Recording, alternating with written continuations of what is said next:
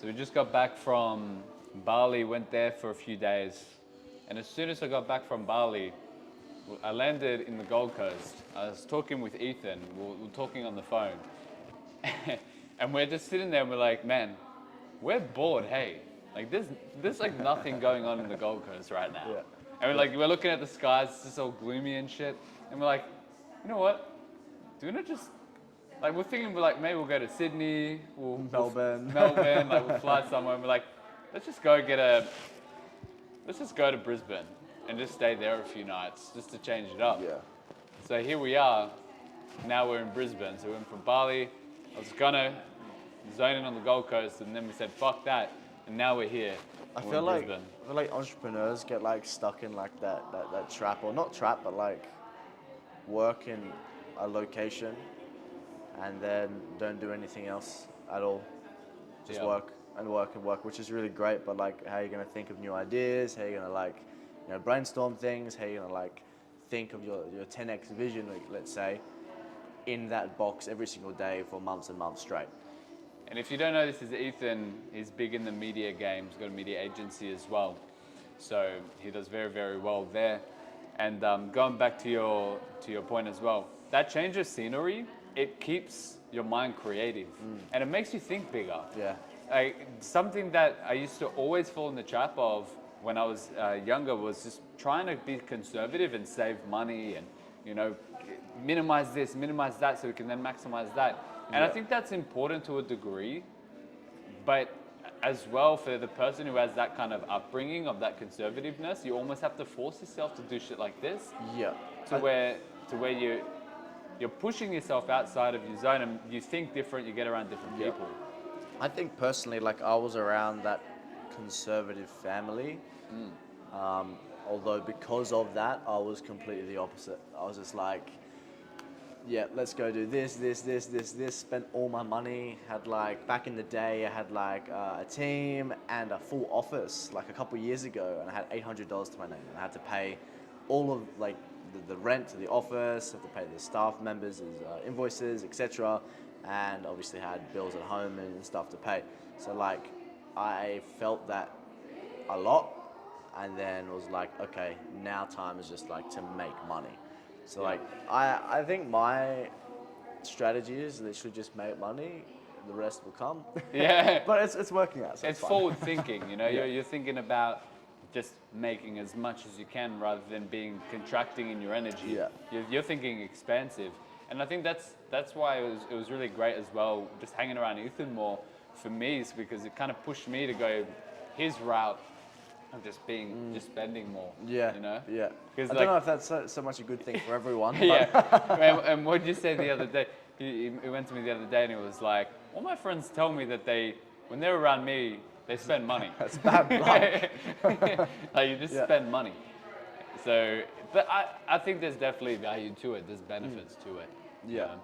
And like, to be honest, like we're still young and like we're building businesses, we've got a good life, we live in a good place, like, like invest in yourself. Obviously, the fitness aspect the best. So like, obviously you've got that.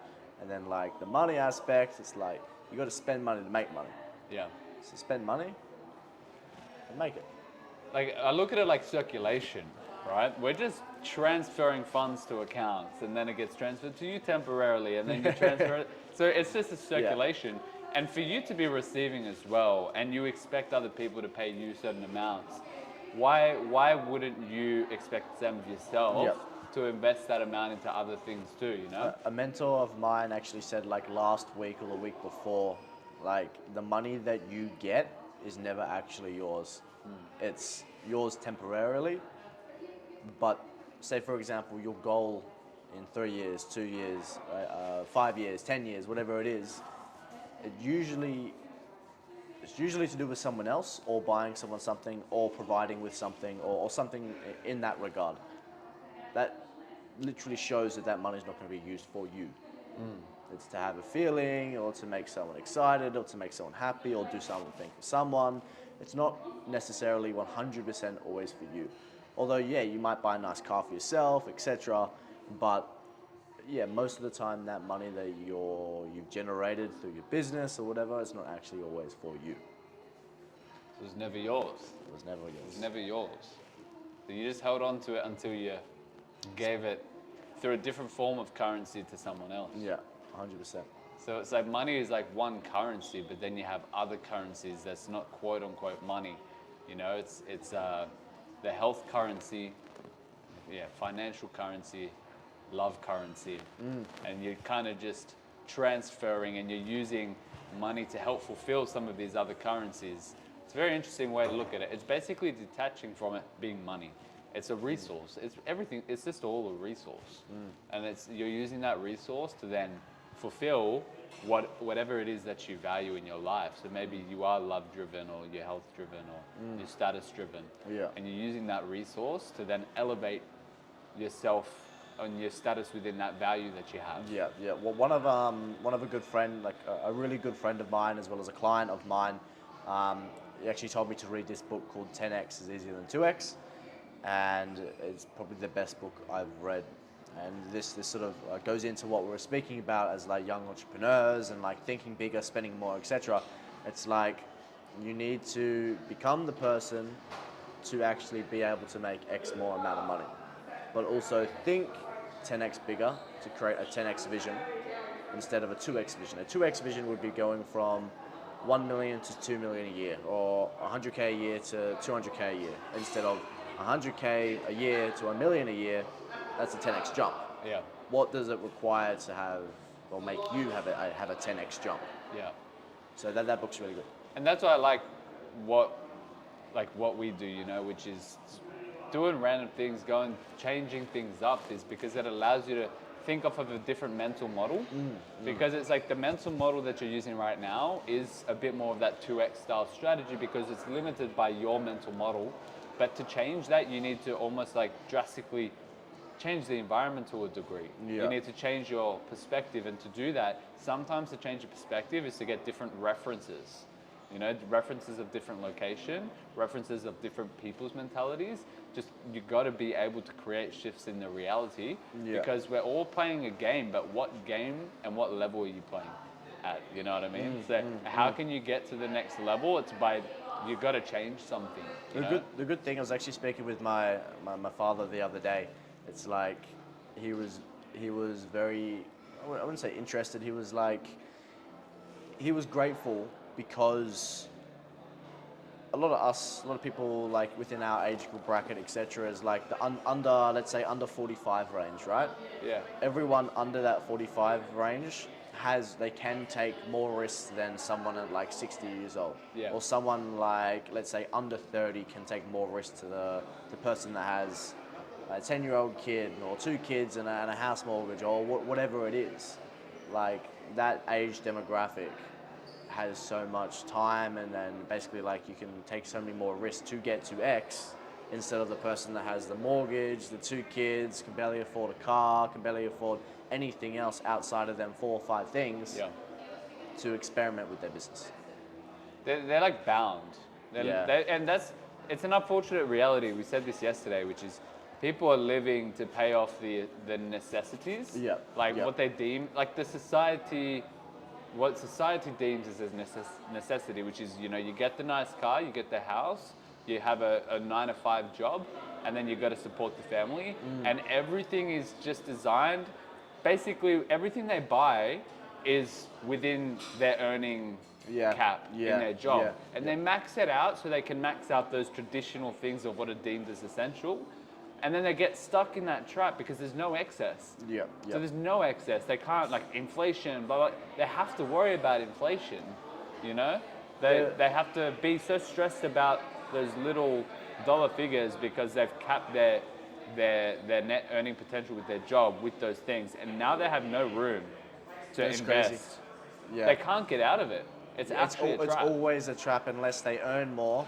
But let's say, for example, if they earn more, they might need to spend more, or let's say their kid goes to college and they need to pay for that. Like there is no way. And how can they earn more when they're maxing their hours with their work? Because they're exchanging time for such a small amount of money. They're stuck. Obviously, it's completely different, but they're sort of stuck in that 2x mindset of like, if I get more money, I can afford this, instead of like, if I take X amount of risk, learn this, do this, over X amount of time, I can go here. being willing to push back that pleasure of getting some income in, you know, to develop the skills that you can then leverage to create exponential return.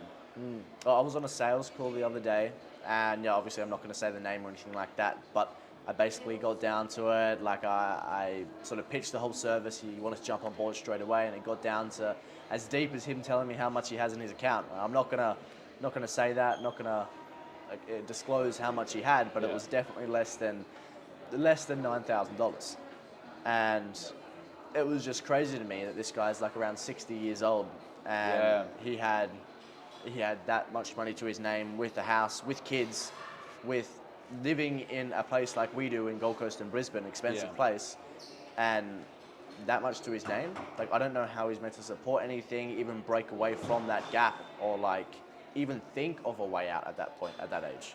And to dedicate your life to work, to be left with that, Yeah.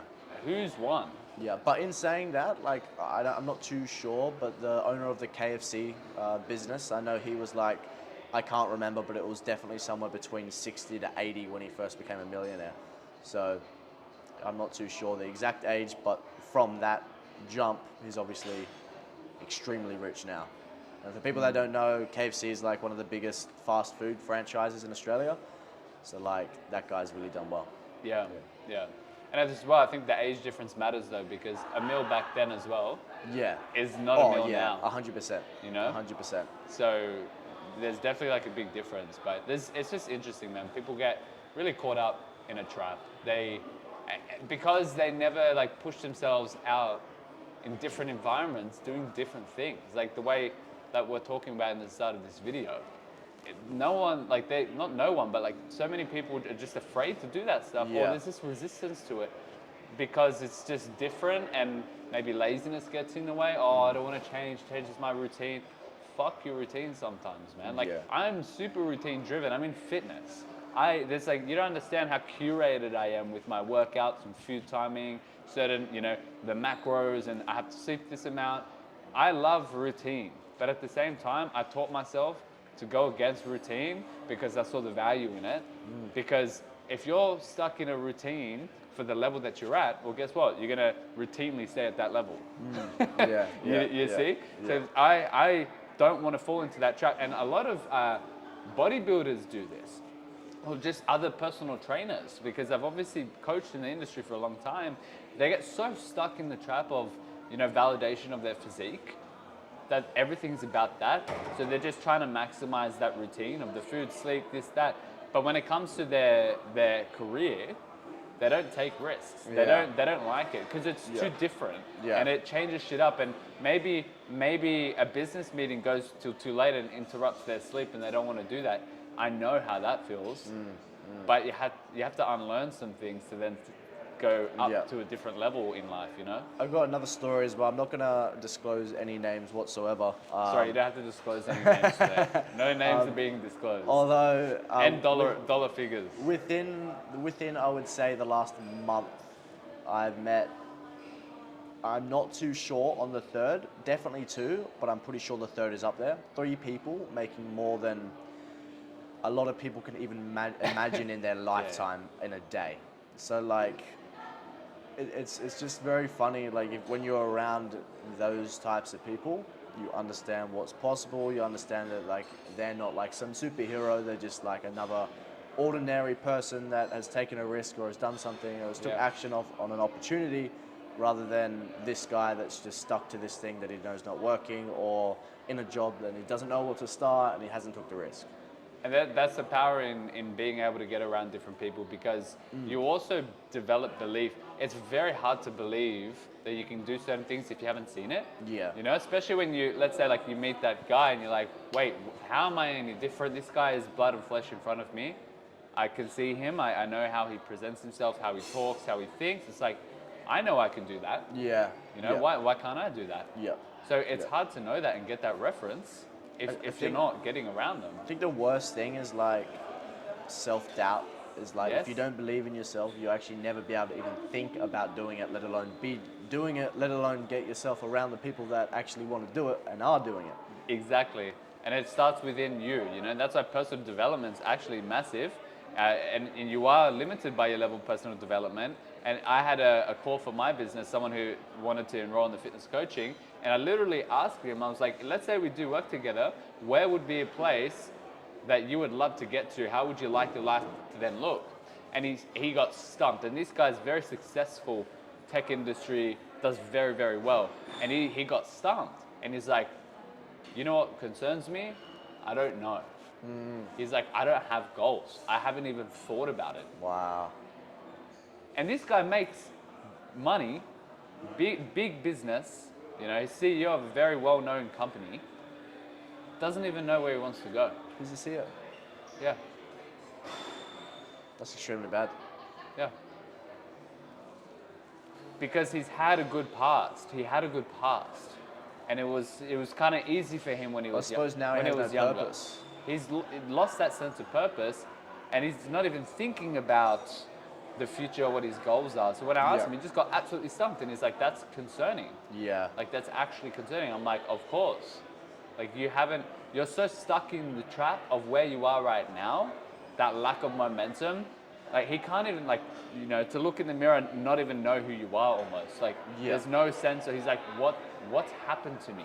Like who am I? He doesn't know. It's definitely a very dangerous place to not like understand your goals or even like hang around with people that have goals or people that are doing well or trying to do well and just like stay around the circles that are just 9 to 5.